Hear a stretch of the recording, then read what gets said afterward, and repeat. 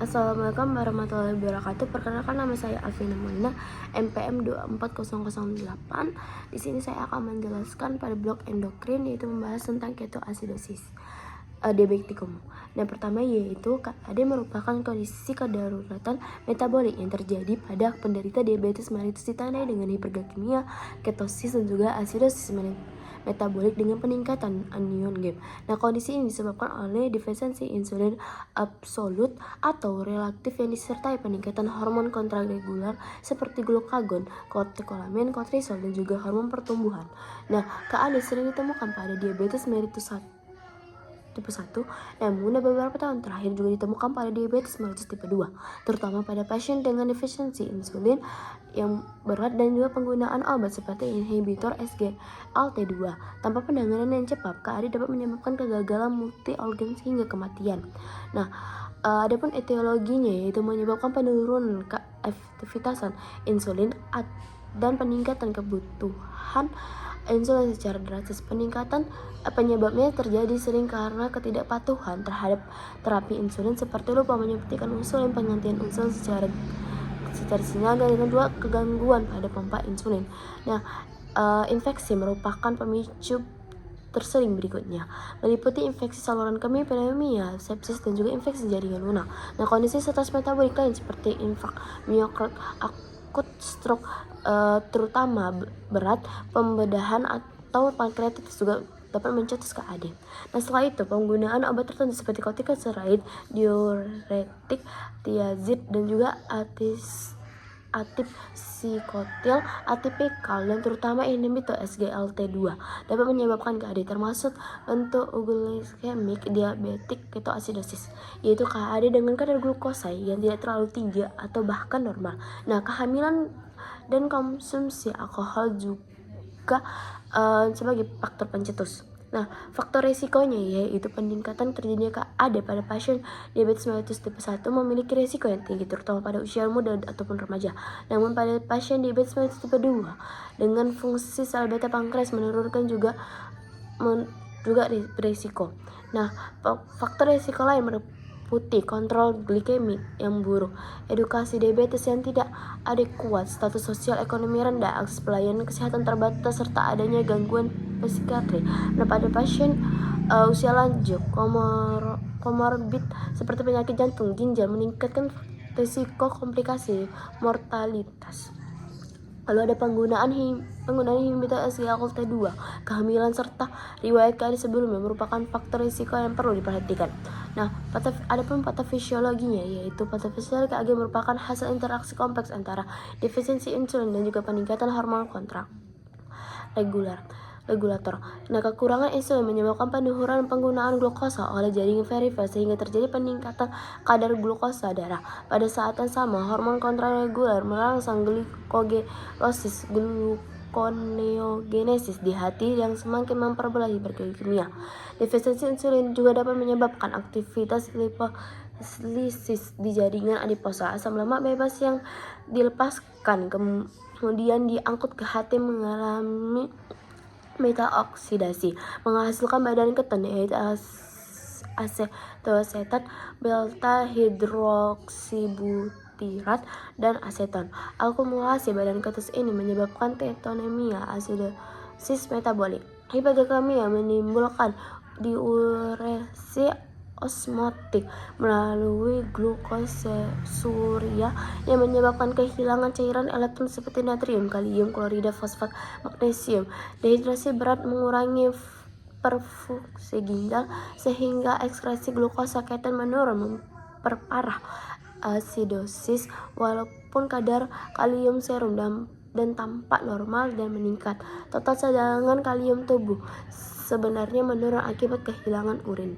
Nah, adapun diagnosisnya yaitu diagnosis KAD ditegakkan berdasarkan kombinasi temuan klinis laboratorium secara umum. Nah, KAD ditandai oleh hiperglikemia lebih dari 200 mg per dl, adanya ketosis, keto darah ataupun urin positif, dan asidosis metabolik, pH lebih kurang dari 7,30, bikarbonat kurang dari 18 mmol per liter. Nah, penilaian derajat kepadan KAD dibagi menjadi ringan, sedang, dan berat berdasarkan nilai pH, kadar bikarbonat tingkat kesadaran status hemodinamik pasien. Penting untuk diingat bahwa pada eugekimik KAD, kadar glukosa dapat tidak terlalu tinggi, sehingga pemeriksaan keton darah sangat penting untuk menghindari keterlambatan diagnosa. Nah, selain itu, menegakkan diagnosis KAD, evaluasi terhadap faktor pencetus harus dilakukan secara simultan untuk menentukan penyebab dasar dan pencegahan kekambuhan. Adapun pemeriksaan fisik, yaitu pasien tampak sakit berat dengan tanda dehidrasi seperti kulit kering, turgor menurun, mukosa kering, dan mata cekung. Tanda vital sering menunjukkan takikardia dan juga hipotensi akibat hipovolemia. Pola pernapasan gas berupa napas kusmaul, yaitu pernapasan cepat dan dalam sebagai mekanisme kompensasi terhadap asidosis metabolik. Bau nafas keton sering ditemukan akibat ekskreksi aseton melalui paru. Gejala gastrointestinal seperti mual, muntah, nyeri perut seperti sering muncul dan dapat menyerupai kondisi bedah akut. Pada kondisi berat dapat terjadi gangguan kesadaran mulai dari apatis, somnolens, dan juga hingga koma. Pemeriksaan neurologis penting untuk mendeteksi komplikasi seperti edema cerebral, terutama pada anak dan remaja. Dan pemeriksaan penunjang, yaitu merupakan komponen utama dalam evaluasi KAD. Pemeriksaan yang diperlukan meliputi glukosa darah, gas darah, elektron, serum, ureum, kreatin, keton darah, beta hidroksibutirat, dan juga urinalisis untuk glukosa serta keton. Perhitungan anion gap penting untuk menilai derajat asidosis metabolik dan pemantauan resolusi KAD. Pemeriksaan elektrokardiografik diperlukan untuk memantau efek gangguan kalium terhadap irama jantung. Dan pemeriksaan tambahan seperti kultur darah, kultur urin, fototorax, dan juga biomarker jantung dilakukan sesuai kecurigaan penyebab pencetus. Selama terapi, pemeriksaan glukosa dan elektron harus diulangi secara berkala untuk memantau respon dan mencegah komplikasi. Adapun tata laksananya yaitu bertujuan untuk koreksi hipovolemia, menghentikan produksi keton insulin, koreksi asidosis, dan juga gangguan elektron serta pengobatan penyebab pencetus.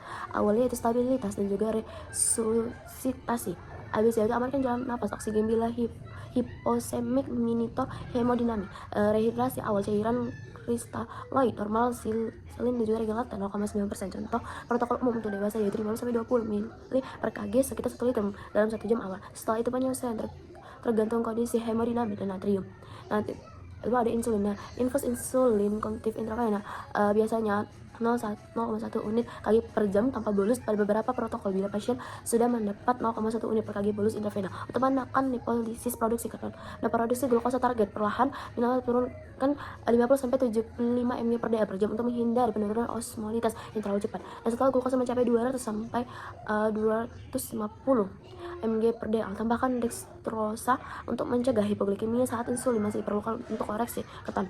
Nah, koreksi elektrolit kalium sangat krusial meskipun kalium serum mungkin tampak normal atau tinggi pada awal akibat penggeseran keluar dari sel tubuh. Total tubuh kalium turun, dan jika serum kurang dari 3,3 mmol per L, nah tanpa insulin dan beri kalium intravena. Jika 3,3 sampai 5,5 mmol per L, nah diberikan kalium supplementation rutin lebih dari 5,5 sudah pemberian sampai turun. Nah, pemantauan berkala setiap 2 jam pada fase awal. Baru asidosis, itu umumnya tidak rutin memberi natrium bikarbonat kecuali pH sangat rendah, minimal yaitu pH kurang dari 6,9 atau indikasi khusus sesak jantung hemodinamik tertentu. Pemberian bikarbonat kontroversial dan harus hati-hati. Nah, evaluasi dan pengobatan pencetus. Nah, cari obat infeksi, hentikan obat pemicu misalnya SGLT2 pada eugekimika DKA, koreksi MI dan lain-lain. Transfer ke ICU bila hemodinamik tidak stabil, kebutuhan insulin kontinu, gangguan kesadaran atau kegagalan organ. Nah, lalu ada transisi ke terapi subkutan, yaitu saat kita menurun pH membaik, pasien dapat makan dan glukosa relatif stabil. Siapkan transisi ke insulin subkutan. Diberi insulin subkutan basal sebelum menghentikan infus intravenous. Biasanya jarak 1-2 jam sesuai farmakokinetik agar tidak menimbulkan hipoglikemia.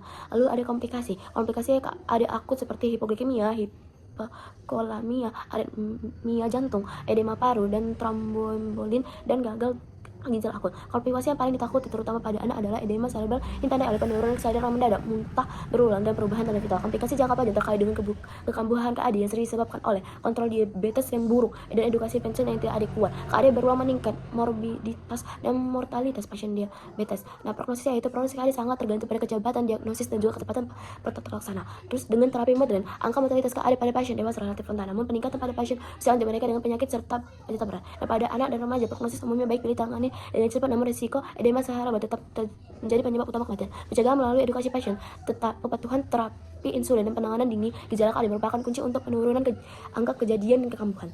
Assalamualaikum warahmatullahi wabarakatuh. Terima kasih.